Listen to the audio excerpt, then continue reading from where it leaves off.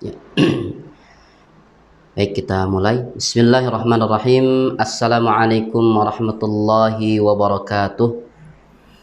Alhamdulillahilladzi arsala rasulahu bil huda wa dinil haqq liyudhhirahu 'alad dini kullihi wa kafa billahi syahida.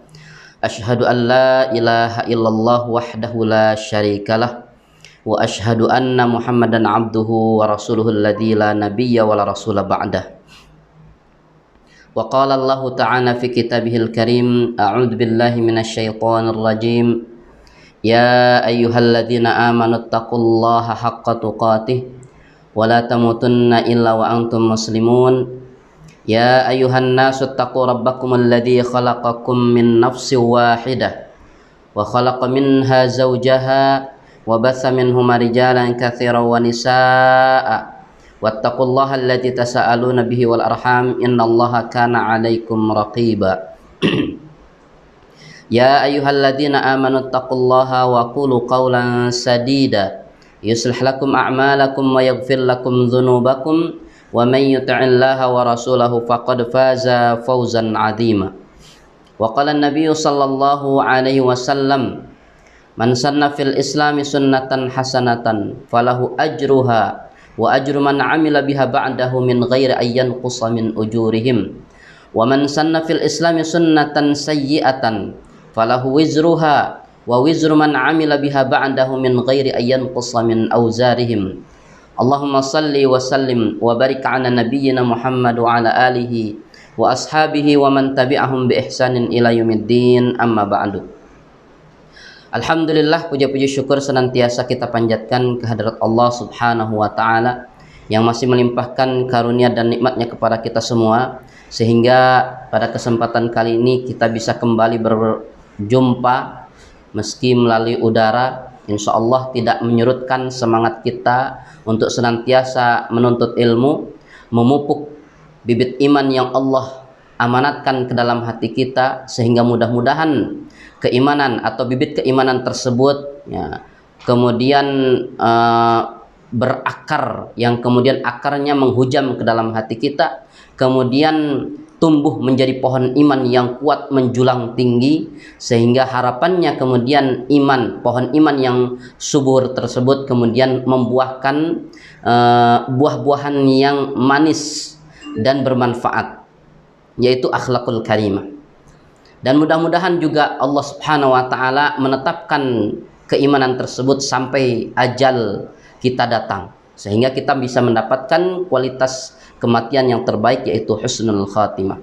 Salawat dan salam tetap terlimpahkan kepada kedua kita, suri teladan kita, Nabiullah Muhammad sallallahu alaihi wasallam, yang telah memberikan qudwah hasanahnya kepada kita semua, terutama di dalam bagaimana kita mempraktekkan Islam ini dengan benar sesuai dengan apa yang dikehendaki oleh Allah Subhanahu wa Ta'ala. Ikhwati fillah yang dirahmati oleh Allah Subhanahu wa Ta'ala, insyaallah pada kesempatan kali ini kita akan kembali melanjutkan materi sirah Nabi Muhammad, sejarah Nabi Muhammad sallallahu alaihi wasallam ya, sebagai gambaran kepada kita semua bagaimana dulu dakwahnya Rasulullah sallallahu alaihi wasallam, kemudian bagaimana di awal mula Islam itu didakwahkan oleh Rasulullah SAW. Bahkan ada 5 tujuan yang senantiasa kita ulang-ulang agar kemudian kita tidak keluar dari 5 tujuan ini. Kenapa kita mempelajari sirah Nabi Muhammad ini? Ada 5 tujuan. Yang pertama, kita mempelajari sirah ini adalah dalam rangka untuk melihat gambaran bagaimana Islam ini dipraktekkan di masa itu. Ya, bagaimana gambarannya atau bagaimana realitanya Islam itu dipraktekkan ya oleh Rasulullah sallallahu alaihi wasallam. Yang kedua, ya, mempelajari sirah ini tujuannya adalah untuk mengetahui bagaimana cara mendapatkan hidayah Allah Subhanahu wa Ta'ala. Lihat para sahabat Rasulullah SAW di dalam menjemput hidayah Allah, mereka tidak duduk manis kemudian minum teh manis kemudian makan dan minum saja, tapi mereka berusaha untuk mengejar, untuk kemudian mengupayakan agar hidayah tersebut itu menyapanya. Nah, kita akan melihat ya, ini tujuan kedua. Tujuan ketiga kita mempelajari sirah ini adalah untuk mengetahui bagaimana cara dakwah yang efektif yang dilakukan oleh Rasulullah Sallallahu Alaihi Wasallam. Dalam jangka 23 tahun Rasulullah merubah peradaban jahiliyah menjadi peradaban yang Islami. Allahu Akbar. Kemudian yang keempat, tujuan kita mempelajari sirah Nabi Muhammad adalah sebagai wujud bentuk cinta kita kepada Rasulullah Sallallahu Alaihi Wasallam. Ya, bentuk cinta kita kepada Rasulullah SAW. Dan yang kelima, tujuan kita mempelajari sirah adalah untuk meneladani akhlaknya Rasulullah Sallallahu Alaihi Wasallam. Kemudian pentingnya kita mempelajari sirah saat ini adalah untuk membuktikan, ya, untuk membuktikan bagaimana Islam itu didakwahkan dari awal sampai akhir itu. Ketika ada sebagian orang yang kemudian membalikkan fakta sejarah yang ada, ya, membalikkan fakta sejarah yang ada. Makanya mempelajari sejarah ini sesuatu yang sangat penting sekali. Ya, termasuk ya, Turki sekarang sedang membuat ya film-film sejarah dalam rangka untuk untuk menjawab ya kedustaan-kedustaan sejarah yang dimasifkan itu. Salah satu di antaranya nih, pentingnya sejarah. Ketika ada orang-orang yang tidak suka dengan Islam, kemudian memutarbalikkan fakta sejarah, di antaranya apa? Di antaranya kita mungkin pernah mendengar, terutama yang suka nonton film-film Hollywood itu. Ya, ada seorang perompak bajak laut katanya yang dinamakan Barbarossa. Itu difilmkan di film Hollywood itu sebagai perompak yang jahat. Ya, kemudian anak buahnya monster itu ya. Nauzubillah min dzalik. Padahal kalau kita lihat sejarah ke belakang, Barbarossa itu siapa? Barbarossa itu seorang ulama, seorang pejuang, seorang mubaligh. Dia yang mendakwahkan Islam dan dia kemudian yang menjaga keamanan laut di sekitarnya. Dialah pendekar lautan itu. Yang kemudian pada akhirnya dia bertemu dengan kekhilafahan Turki Utsman. Sehingga kemudian kepemimpinan wilayahnya ini diserahkan kepada Barbarossa. Jadi Barbarossa ini menjadi, kalau bahasanya, gubernur di wilayahnya itu. Dia yang menyebarkan Islam, dia yang menjaga rakyatnya itu. Nah, ini faktanya demikian. Tapi kemudian ada orang yang ingin merubah fakta sejarah seperti itu. Satu lagi, kalau kita mendengar zombie, yang terpikir di otak kita apa? Tentu yang terpikir itu apa? Mayat hidup yang kemudian lapar memangsa manusia lain yang sehat. Kan begitu. Ya, padahal kalau lihat sejarah, mungkin silahkan bisa dibuka di Google itu. Ya, dari mana istilah zombie itu? Ternyata zombie itu adalah seorang pejuang, seorang mubaligh, seorang ulama yang menyebarkan Islam di mana? Di benua Amerika. Ya. Itu fakta sejarahnya demikian. Zombie itu adalah seorang mubaligh, seorang dai yang menyebarluaskan Islam. Tapi kemudian diputarbalikkan agar masyarakat atau agar manusia kemudian antipati, takut terhadap tokoh ini. Na'udzubillah min dzalik. Makanya kalau kita belajar sejarah, kita akan bisa menjawab kalau itu dusta, dan itu dusta. Dan kita bisa menghadirkan fakta sejarah yang sebenarnya. Ini pentingnya kita belajar sejarah. Bahkan sering saya ulang bahwa ketika kita mengetahui sejarah, maka sesungguhnya kita memiliki modal untuk membangun peradaban di masa depan.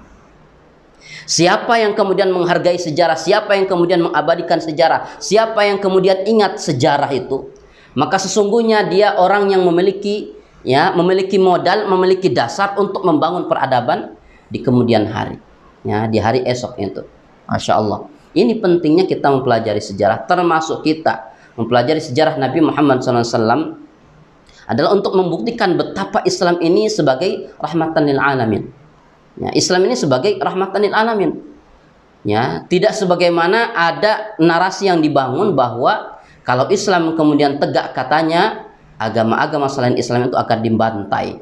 Agama-agama selain Islam itu akan ditekan, dijajah dan sebagainya. Na'udzubillah min dzalik. Ini sebuah fitnah yang sangat keji.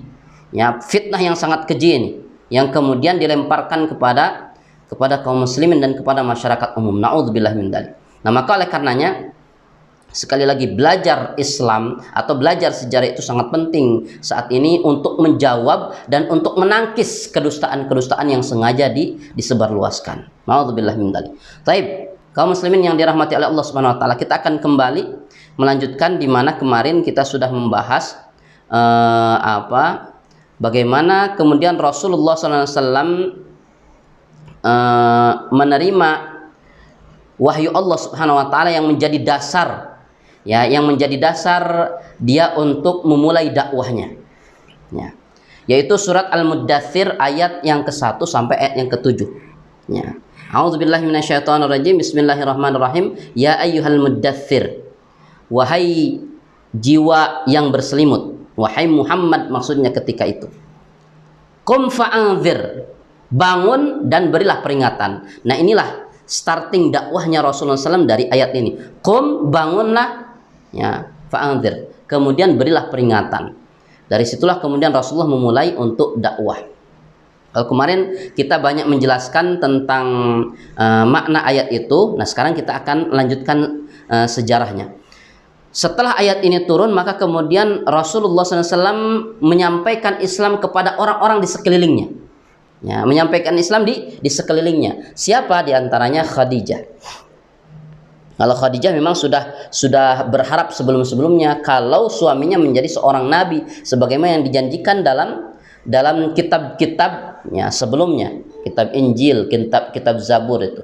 Kemudian sesuai dengan apa yang diberitakan, ya, oleh para nabi-nabi sebelumnya akan ada nabi terakhir, dan diberitakan oleh ahlul kitab kebanyakan di masa itu. Nah, jadi Khadijah sesungguhnya sudah tahu akan munculnya nabi terakhir itu, dan Khadijah berharap suaminya lah yang akan menjadi nabi tersebut. Dan ternyata benar, ya, ketika dibawa ke sepupunya Waraqah bin Naufal pun kemudian menyatakan bahwa engkau adalah seorang nabi dan rasul. Kemudian setelah Rasulullah SAW mengajak istrinya Khadijah itu, kemudian, ya, dia pun mengajak anak angkatnya yang sebetulnya dia itu dulunya budaknya Khadijah, Zaid bin Harithah. Budaknya Khadijah, kemudian setelah menikah, Khadijah menghadiahkan Zaid ini, nah ini budak ini, seperti ini, memang budak itu seperti barang saja itu, ya, yang bisa dihadiahkan, yang bisa dijual belikan dan sebagainya. Betapa ini kasta terendah di masa itu, yaitu budak. Dihadiahkanlah oleh Khadijah kepada Rasulullah SAW. Namun sekali lagi, ya, pernah kita sampaikan bahwa semangat Islam sejatinya ingin menghilangkan perbudakan.